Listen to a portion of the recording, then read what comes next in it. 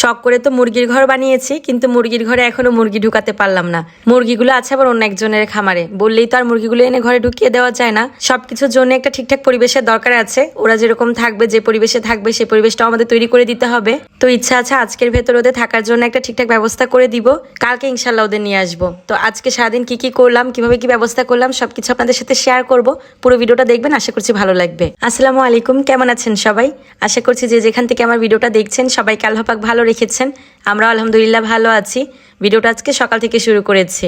আজকে আবার আমাদের বাসায় আন্টিটা সারাদিনের জন্য বাসায় থাকবে না, তো সকাল সকালই সে সবগুলো রান্না শেষ করে ফেলবে। মানে সকালবেলায় সে সারাদিনের রান্নাটা করে রেখে যাবে, যাতে আমি সারাদিন বাচ্চা দুটোর খেয়াল রাখতে পারি, রান্না বান্না নিয়ে যাতে আমাকে আর টেনশন করতে না হয়। তো মাইবিন মাহিরার জন্য একটা মুরগি রান্না করা হয়েছে, আর আমাদের জন্য মাংস রান্না করা হয়েছে, আর কিছু মাছ ভেজে নেওয়া হবে।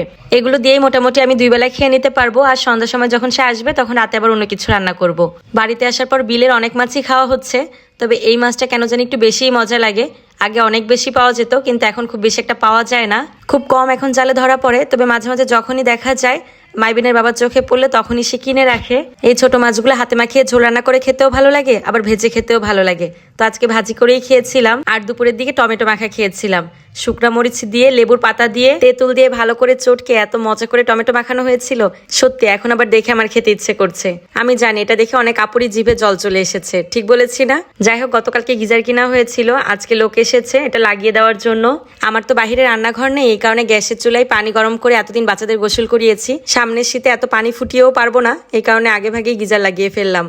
বিকালবেলা আমার ছেলে নৌকায় ঘুরতে গিয়েছিল, তো সে আমার জন্য এই ফুলগুলো নিয়ে এসেছে, কচুরির ফুল। দেখে এত ভালো লেগেছে, এই কারণে একটু বোতলে পানি দিয়ে টেবিলের উপর রেখে দিয়েছি। আর এর ভেতরে মুরগি পালার জন্য যা যা প্রয়োজন, মুরগির খাবার, খাবারের পট, পানির পট, তারপর মুরগি পালতে গেলে বাল্ব লাগবে, সে বাল্ব নিয়ে আসা হয়েছে।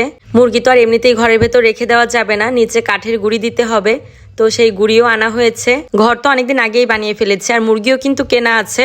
চাইলে মুরগিগুলো অনেক আগে আনা যেত, কিন্তু আমাদের এখানে কল বসানো হবে, তো সেখানে অনেক লোক কাজ করবে, তো তাদের থাকার জন্য এই ঘরটা ভেবে রেখেছিলাম যে তারা আসলে এখানে শুবে। তো এই কাজটা সামহাও পিছিয়ে গিয়েছে, তো যার কারণে ভাবলাম মুরগিগুলোকেই ঘরে এনে রাখি, তারা আসলে তাদের জন্য আবার অন্যরকম ব্যবস্থা করা যাবে। আর তাছাড়া মুরগিগুলো যেখানে রাখা হয়েছে, মুরগি মালিকেরও নিজস্ব অনেক মুরগি আছে, তো তারও জায়গা স্বল্পতা হচ্ছে। তো সব দিক বিবেচনা করে আর কি আমরা ঠিক করেছি যে আমাদের মুরগিগুলো আমরা নিয়ে আসবো। আজকে বিকালেই নিয়ে আসতে চেয়েছিলাম, কিন্তু আমরা যেহেতু এখনো পুরোপুরি সবকিছু গুছিয়ে উঠতে পারিনি, এই কারণে আজকে আর নিয়ে আসা হলো না। ইনশাল্লাহ সকালে গিয়েই মুরগিগুলো নিয়ে আসা হবে। তো তার আগে হচ্ছে যা যা লাগবে গোছানো, সেগুলো গুছিয়ে ফেলতে হবে। আপনারা অনেকেই জানতে চেয়েছেন যে আমি আমার মুরগির ঘরটায় কিভাবে মুরগি পালন করছি, তো ইনশাল্লাহ আস্তে আস্তে সবকিছু আপনাদের সাথে শেয়ার করব। দেখতে চাইলে অবশ্যই আমার পেজে চোখ রাখবেন, আস্তে আস্তে আমি সব ভিডিও আপলোড করব। এটা সন্ধ্যার ভিডিও। সন্ধ্যায় হচ্ছে বাচ্চাদের জন্য নুডলস রান্না করেছি, কোনো ঝামেলা করিনি, একদম সিম্পল ভাবে শুধু ডিম দিয়ে নুডলস রান্না করে ফেলেছি। বাচ্চারাও খেয়েছে, আমরাও খেয়েছি। ভিডিওটা আজকে এখানেই শেষ করে দিচ্ছি। ভালো লাগলে একটা শেয়ার করে দিবেন। সবাই ভালো থাকবেন। আল্লাহ হাফেজ।